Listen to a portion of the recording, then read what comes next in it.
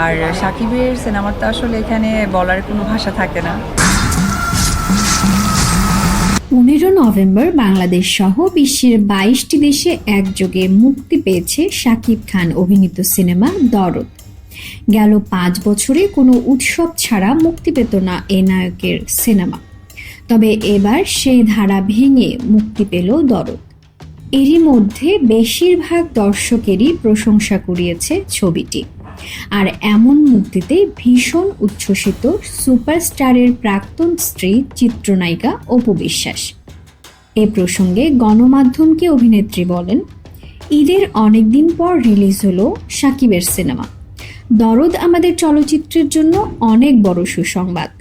আর বরাবরই শাকিবের সিনেমা নিয়ে বলার কোনো ভাষা থাকে না, কারণ শাকিবের হাত ধরেই পরিবর্তন এসেছে বাংলা চলচ্চিত্র ইন্ডাস্ট্রিতে। যেটা অপ্রিয় হলেও সত্য কথা, সেই জায়গা থেকে দরদ এবং পুরো টিমের জন্য শুভকামনা রইল। মুক্তির পর বেশ সাড়া ফেলেছে দরদ।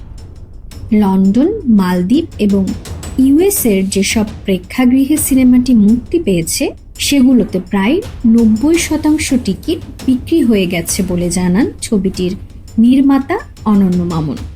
এদিকে প্রতিবেশী দেশ ভারতে মুক্তি পায়নি এই সিনেমা। জানা গেছে 2 সপ্তাহ পর নাকি ভারতীয় সিনেমা প্রেমীরা হলে দেখতে পাবেন ছবিটি। এই প্রসঙ্গে নির্মাতা বলেন, দেশের সঙ্গে একই দিনে ভারতে মুক্তি দিলে পাইরেসির ঝুঁকি থেকে যায়।